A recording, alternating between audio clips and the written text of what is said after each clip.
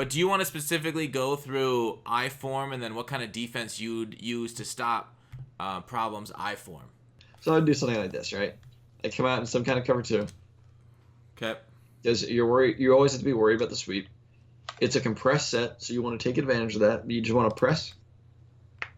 Now, because he has a sweep, what I would do is I'd move my corners outside just a little bit. You wouldn't base the line press? Nope, I want to get them close, but I don't want to get them so they get blocked. So like, I want to get them like have that outside leverage so like they could shed. Okay. Because if they're Right? straight up, they don't get as good as sheds. So let's watch the Exactly. sheds straight up. All right. So like Here's the Jalen spread. Ramsey on Sanu, I've seen Jalen Ramsey do some wild things, but like you So see how like yeah, he just bodied him. yeah. But that's Jalen Ramsey, right? Like the game is a game of angles. So you saw the first time where he kind of just had his back turned towards the running back. It's very easy for him to get off that block and disengage, where he needs a block shed when you put him right over him. Whereas here he's kind of like at a spot to succeed. He can disengage right there, as you saw right there. He did, which is going to contain the run a lot better. And then if you want to blitz, you could send everybody, and for the most part, it won't be too hard to get that pressure, right? Like, yeah, you got those guys a little far out, but you have the look of where you could send 6 off a side and not feel too bad. So like I could send Jacobs and Ramsey on this side, maybe put him to cover that flat. Do you always, if you're sending people off a flat, do you always put somebody behind him to guard that flat or not? Yeah, or you use it. Oh, okay. Something like that. I mean, there's a few different ways you could work on it. Like, see how it's coming in pretty fast. Yeah.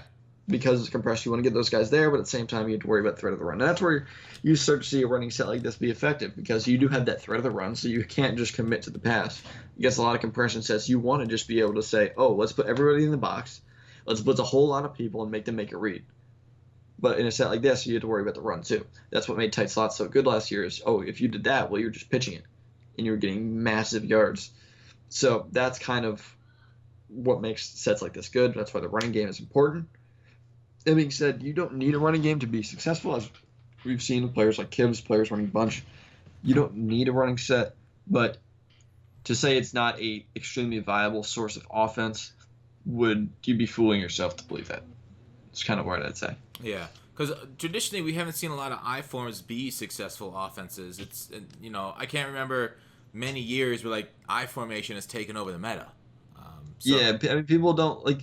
You kind of have to get creative with an I form, right? You got to do things that people wouldn't think of. You got to do things that aren't exactly how offenses are ran. You want to take advantage. Like people want to take advantage of things that are distinctly high power. They want to do things that work at an extremely high rate. But say, for instance, a stretch run. Well, a stretch run is always going to be good, unless it's a case like this where you're going to get blocked every single time. But for the most part, you're in a stretch run. You gain solid yards. You forcing people out of their defense is one of the biggest advantage into running sets, and people they don't value it as much as they should, is what I would say on that end. Right? That's a really good point, yeah. And that adds a lot of value to an offense, and people don't value that as much because it's more of an indirect thing. People don't look at the indirect things as much as they probably should. Players who do look at indirect factors of offense and defense really well is Skimbo. Something that I talked to him about a while ago is that in Madden 17, he made sure a lot of his route concepts were going out of bounds, so that way if he fumbled, they would be out of bounds. And that's a really cool way of looking at an offense indirectly, and it's something that is really important to look at. So it won't take over the meta because people don't think like that. That being said, it very well could be the best for indirect reasons. Interesting. Okay, because like except for like problem clones, I haven't gone up against an I-form scheme this year, except for people running this exact same. Exactly. So I can definitely see that. That's huge, and that's a big deal. It's like running like off meta stuff that people haven't seen that they maybe have to adjust their defense to. That you can get some effective runs. Yeah, that's pretty damn important. And that's not something. You're right. That's some high level man thinking right there, guys. Thanks for the kind words. Why Jessica says she learns a lot, or he or she learned a lot already. So off of this problem set, like, so he runs a toss until it's not effective anymore. Like, how on defense would you defend this toss besides for moving your corners out slightly wider? Would you move maybe your outside linebackers? Would you give them width? Potentially, it comes down to how well that does against the dive. I don't know. I don't really have my audibles right now, but Okay. like that would definitely help. As you can see, like it changes the targeting, right? So Yeah. now the guard has to block the corner, but the corner has leverage on the guard, and he's playing as a forced defender. So like, yeah, that could help for that. Now, will they be able to shoot the lanes and dive as well? Probably not. So you're gonna have to be aware of that as a user. Can you shoot that gap? Absolutely, but you got to know that gap to shoot. Okay. That's what it comes down to. Would you bring your safeties down against this set? I bring my safeties down against everything, honestly. Oh, you do. But okay. yeah, I would specifically for like compressed sets. I wouldn't bring like in a cover 2. The only time I don't bring my safeties down is if they got like a spread set and they can exploit me down the sidelines over here. Like if they spread out here, can't they? Isn't down the sidelines a pretty easy shoot against a cover 2? If it's spread. Yeah, I mean, cover 2 is going to do well against outside runs. I mean, we know this. So like, But like, not I'm talking about just like an I form. I'm talking like if they go to like 4 wide receivers, you wouldn't bring your safeties down in cover 2, would you? not as much. Okay. I would still probably scoot them down a little bit just so they play post a little better. Would you widen them out? It really just depends. Okay. There isn't one end all be all. I generally do it while people are audibling, so like it's kind of like you move it after the fact as opposed to before they're doing things. Okay, I got you. And But you know when they can't snap. Oh, okay. When they're doing the animation, they can't snap. Exactly. Yeah. So like I'm not too worried about that. Yeah. Thanks for subbing, Return of Rage and Orange UG 1AD. Appreciate the subs, guys. So against this I form, would you put your middle linebacker in a deep blue, or would you user him, or how? What are you doing with this middle linebacker here? I'm probably using him. Okay. It really just depends on You're not afraid of what like happens. any post routes or anything coming? Yeah, I'll pick that up. Okay. All right. Okay. So, what else comes out of the I form that you'd be worried about, like crossing patterns? Like, how would you use their crossing patterns here? Patiently. Yeah. That's when you're sending pressure. I like to be very patient with my user. I don't like to commit to anything because I want the user to hold the ball to eat the sack. So if you're sending pressure, you're very patient. If you're not, you kind of want to bait. This is the very kind of short version. So like, you want to make it look like you're playing one thing, and while you're actually fully committing to the other thing. Meanwhile, if you're sending pressure, you want to be kind of patient. Okay. Now, like, if they had a flat route over there and you sent 6 off that edge, you're going to have to get there, right? Like, if they do something like this, like, they're going to be there, and then see if you're not, I'm going to highball that over you, right? Yeah. Now, not everybody is good at that. That's something that I feel really confident in. Making quick is reads. my ability to make a quick read. If I see an opportunity where a user's slipping, I will highball it right over your user. You will be mad as hell. But I'll be happy because I'm doing it every single time, and it's going to be consistent. If I see that step, I'm going to take that step as a user. A lot of people don't even think it's open, honestly. I think that's just because they don't put in the time. But that being said, it's like if I see that, that's even though I was right there, you still got it. Yeah. God dang. And like it's a little harder on the lag, admittedly. Probably shouldn't have thrown that one.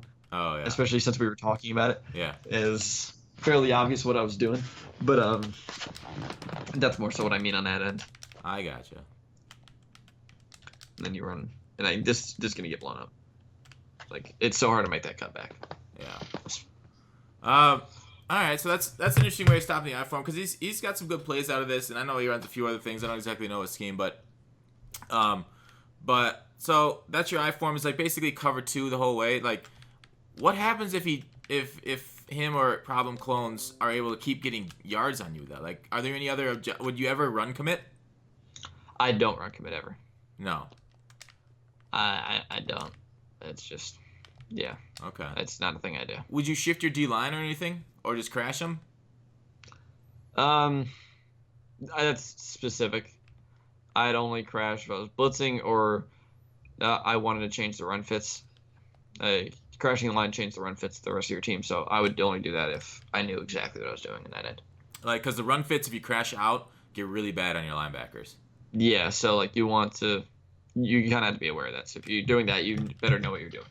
Yeah, if you guys don't know how to look at run fits, it's R2 on PlayStation 2, and then circle for run fit right, square for run fit left. So like, even though if you run the ball left, all my linebackers are flowing the opposite way because I crashed my line down or left. So like, it's really interesting. The linebackers are going to take really bad pursuits, even though I crashed my line to the right correct way that the play is going. The linebacker is going to fill the middle hole, so you're not going to get any pursuit over the top. So that's why the crash on the D line here isn't very good, because it completely messes up your linebacker pursuit, and then they're going to take it for a distance. So what Matt's just saying is, like, against running, you don't really want to crash your line at all, ever, right? I mean, I wouldn't say ever, but if you do, you better know what you're doing. Okay, you're right. It better be part of your defense, right? Yeah. Like, this linebacker is going to shoot this gap on this run if you crash this way, right? Yeah. But don't just randomly crash thinking you know what you're doing. It sounds better than it is. Yeah. Thanks for subbing, Sullivan. All right, so with that, all right, so we talked about how to stop the toss, and you think stretch isn't that good this year, or do you think it's pretty decent? Because of the glitch, I let people run stretch until I find the right angle to get the glitch. Oh, okay. So, like, I feel like the glitch is a little bit better in like a 4-3 than like a 3-4, because the 4-3 is right there. It's really dependent on who's where. It's really who's getting blocked. It's a lot of times has to come down to double teams. So if I could force a double team, then he's just gonna shit. So, like, I let people run stretch on me. That being said, on offense, there's ways to manipulate it. It's the same way there is in defense, and again, that's where part of the mind game comes into play. Yeah, definitely. But in general, stretches are pretty decent.